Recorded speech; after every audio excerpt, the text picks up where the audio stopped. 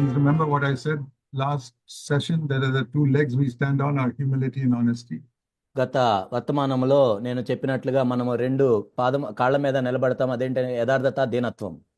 So why does God give us two legs? ఎందుకు దేవుడు మనకి రెండు కాళ్ళు ఇచ్చాడు? We must walk and we must run in this Christian race. ఈ క్రైస్తవ జీవితంలో మనం నడవాలని, ఈ పరుగు పందెంలో పరిగెత్తాలని. We are not to stand still. మనం మీద అక్కడే నిలబడాలని కాదు. So I want to show you a verse in Philippians in chapter 3. ఫిలిప్పీలకు రాసిన పత్రిక 3వ అధ్యాయం మనం చూద్దాం.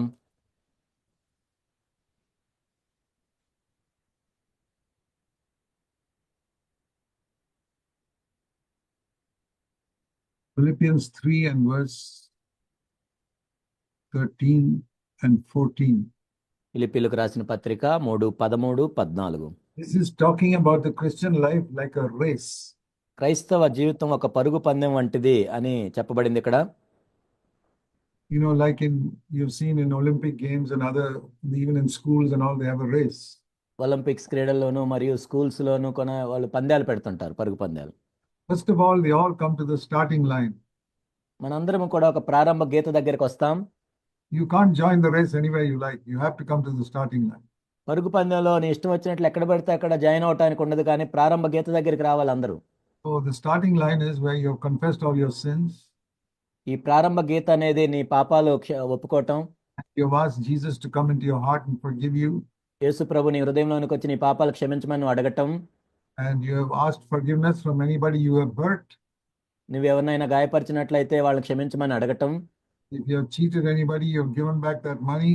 నువ్వు ఎవరినైనా మోసం చేసినట్లయితే ఆ డబ్బుని తిరిగి చెల్లించటం. You have set everything right in your life. నీ జీవితంలో సంగతులను సరి చేసుకోవటం. That is the starting line. అప్పుడు ప్రారంభ గీత దగ్గరికి మనం వస్తాం. If you don't do those things, you haven't even come to the starting line. అవి నువ్వు చేయకుండా ఉన్నట్లయితే అసలు నువ్వు ప్రారంభ గీత దగ్గరకు కూడా రాలేదు. So examine your life. Is there anybody you cheated? Go and give back that matter, that money to that person. కాబట్టి నీ జీవితాన్ని నువ్వు పరీక్షించుకో. నువ్వు ఎవరైనా డబ్బులు మోసం చేసినట్లయితే ఆ వ్యక్తి దగ్గరికి వెళ్ళి తిరిగి చెల్లించు. If you don't have that money, you say, Lord, please help me to gradually give it to him. ఒకవేళ అంత డబ్బులు నీ దగ్గర లేనట్లయితే ప్రభువుని ప్రార్థన చేయి, ప్రభువా నాకు సహాయం చేయమని. That is the starting line. అది ప్రారంభ గీత. If you don't come there, you cannot proceed in the Christian life. ఒకవేళ నువ్వు అక్కడికి రానట్లయితే నీ క్రైస్తవ పరుగు పందెం ముందుకు వెళ్ళలేవు. So maybe I'll show you Luke 19 first. Turn to Luke 19. మొట్టమొదటిగా లూకా 19 మీకు చూపిస్తాను. There was a very sinful man here. ఇక్కడ ఒక పాపాత్ముడైన వ్యక్తి ఉన్నాడు, జక్కయ్య. All the people said about him, he is a sinner. Verse 7. 7వ వచనంలో చూసినట్లయితే అందరూ ఆయన పాపాత్ముడని అనుకుంటున్నారు. There was a man who had a reputation in the city as a sinner. ఆ పట్టణంలో ఒక పాపాత్ముడు అని పేరెన్నిక కలిగిన వ్యక్తి. Because he had cheated so many people. ఎందుకంటే ఎంతో మందిని మోసం చేశాడు ఈ వ్యక్తి. Because he was collecting income tax and cheating people.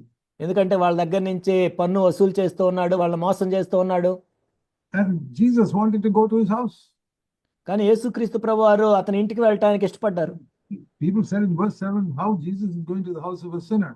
7వ వచనంలో వాళ్ళు ఏమంటున్నారంటే యేసు ప్రభు వాళ్ళ ఇంటికి ఎలా వెళ్తాడు, పాపాత్ముడి ఇంటికి? Because he was a repentant sinner. ఎందుకంటే ఆయన మారు మనసు పొందిన పాపాత్ముడు కాబట్టి. He may have been a bigger sinner, but when he repented, Jesus goes there. ఆయన ఎంతో పెద్ద పాపాత్ముడు అయి ఉండొచ్చు, కానీ మారు మనసు పొందిన వెంటనే యేసు ప్రభు వారు అక్కడికి వెళ్తారు.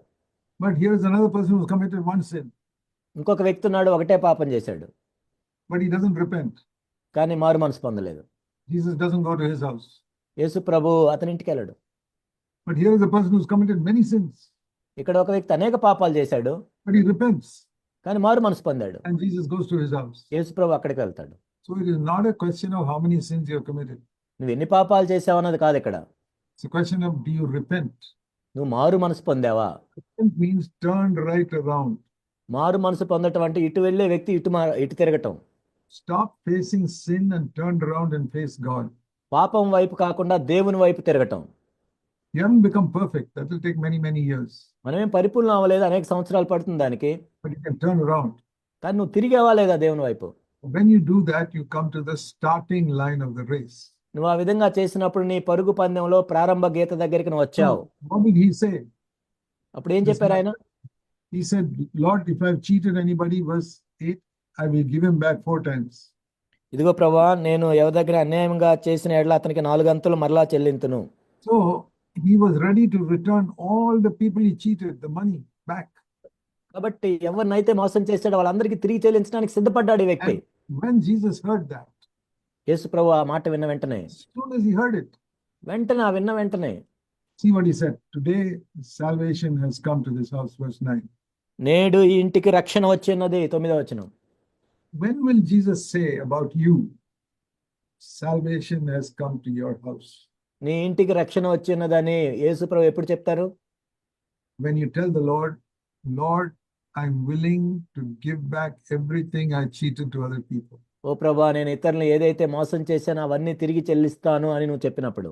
Now, not after you give it, as soon as you decide, he'll come to your house. నువ్వు తిరిగి చెల్లించిన తర్వాత కాదు, నువ్వు ఎప్పుడైతే నిర్ణయించుకుంటావో వెంటనే.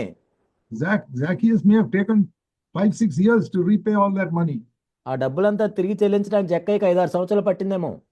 But as soon as he said it, salvation came. అతను చెప్పిన వెంటనే ఆ ఇంటికి రక్షణ వచ్చింది. Jesus doesn't wait until you return all that money. ఆ డబ్బంతా తిరిగి చెల్లించేదాకా ప్రభు వేచి ఉండలేదు. He knows it will take maybe many years for you to return all the money you cheated. ఎందుకంటే ప్రభువుకు తెలుసు అనేక సంవత్సరాలు పడుతుంది ఆ డబ్బంతా తిరిగి చెల్లించాలని. But salvation will come right now, not after you finish. నేడే ఇంటికి రక్షణ వచ్చినది, నువ్వు తిరిగి చెల్లించిన తర్వాత కాదు. That is how Jesus is. యేసు ప్రభువారు ఆ విధంగా ఉంటారు. If he sees that you are sincere, నువ్వు యథార్థంగా ఉన్నట్లు దేవుడు చూస్తే, I want to set right everything. Anybody I wronged, I'll go and ask forgiveness.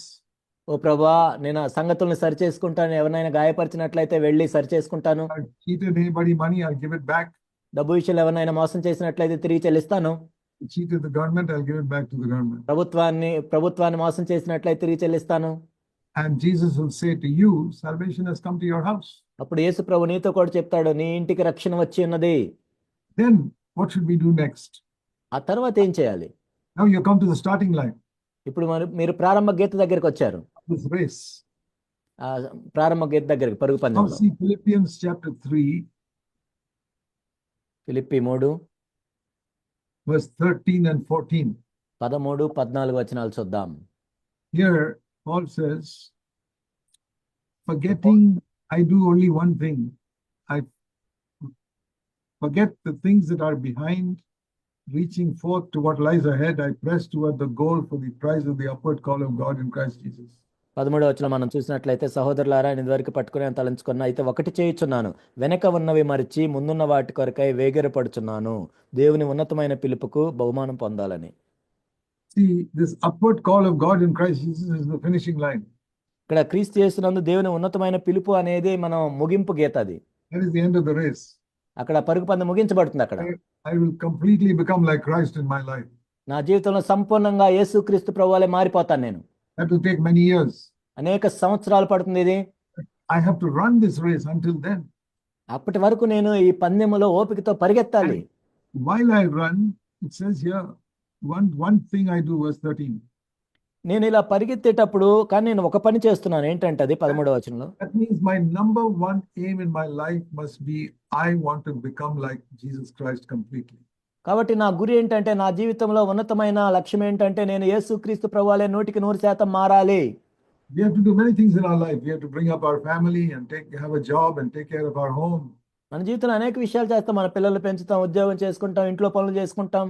But while we are doing all that, ఇవన్నీ చేస్తున్నా కానీ we keep our goal, I want to become more and more like Christ every day. మన గురి ఏంటంటే ప్రతిరోజు నేను క్రీస్తు స్వరూపంలోనికి మార్చబడుతూ ఉండాలి.